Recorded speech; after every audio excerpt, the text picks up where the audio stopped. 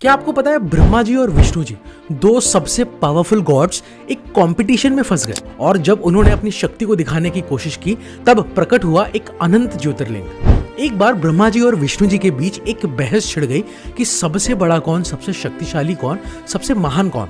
दोनों अपनी अपनी शक्तियां दिखाने लगे, यूनिवर्स हिलने लगा, प्लैनेट्स टूटने लगे और तभी सडनली एक बेहिसाब इनफाइनाइट एंडलेस ज्योतिर्लिंग प्रकट हुआ। एक ऐसी फायर पिलर जो ना शुरू होती है ना एंड होती है, सिर्फ इनफाइनाइट लाइट। दोनों ब्रह्मा जी और विष्णु जी शॉक्ड हो गए।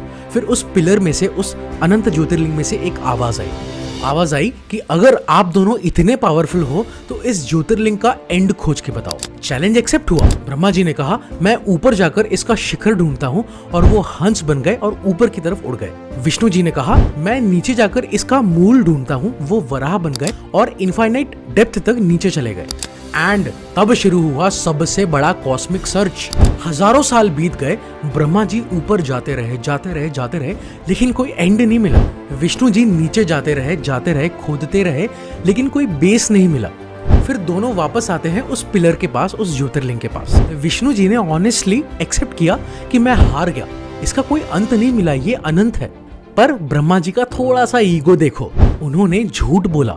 ब्रह्मा जी ने कहा मैं टॉप तक पहुंच गया, मैंने वहां केतकी के फूल देखे और केतकी के फूल को भी अपने झूठ का विटनेस बना लिया। और तब वो पिलर ज्योतिर्लिंग फटा और उसमें से प्रकट हुए महादेव।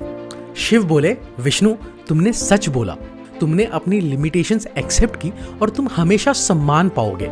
पर ब्रह्मा तुमने झूठ बोला अपने ईगो में आके। शिव जी ने कर्ज दिया कि आज से तुम्हारी कभी पूजा नहीं होगी और उस केतकी के फूल को भी श्राप दिया कि आज से शिवलिंग पर या फिर शिव पर कभी भी केतकी का फूल नहीं चढ़ाया जाएगा। और ये सच है, पूरे विश्व में ब्रह्मा जी के सिर्फ 1 या 2 ही टेम्पल हैं, जबकि शिव जी और विष्णु जी के हजारों टेम्पल है ना इंटरेस्टिंग स्टोरी।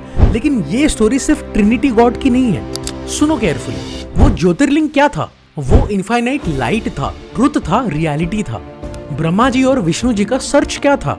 हमारा ईगो जो सोचता है कि हम सब समझ सकते हैं। विष्णु जी ने क्या किया? उन्होंने एक्सेप्ट किया कि मैं लिमिट हूँ।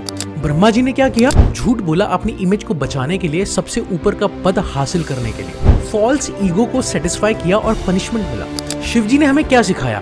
इनफाइनाइट एग्जिस्ट करता है, तुम सब कुछ नहीं हो, तुमसे ऊपर बहुत कुछ है। झूठ से टेम्पररी सक्सेस मिलती है लेकिन परमानेंट डैमेज होता है। अब एक लाइन बोल रहा हूँ, वो सुनो। ब्रह्मा जी ने यूनिवर्स को क्रिएट किया, हम सबको क्रिएट किया, लेकिन उन्हीं की पूजा नहीं होती है। एक ईगो ने यूनिवर्स के क्रिएटर को तक श्राप दे दिया। तो सोचो अगर भगवान के साथ ऐसा हो रहा है तो तुम और मैं क्या है भाई।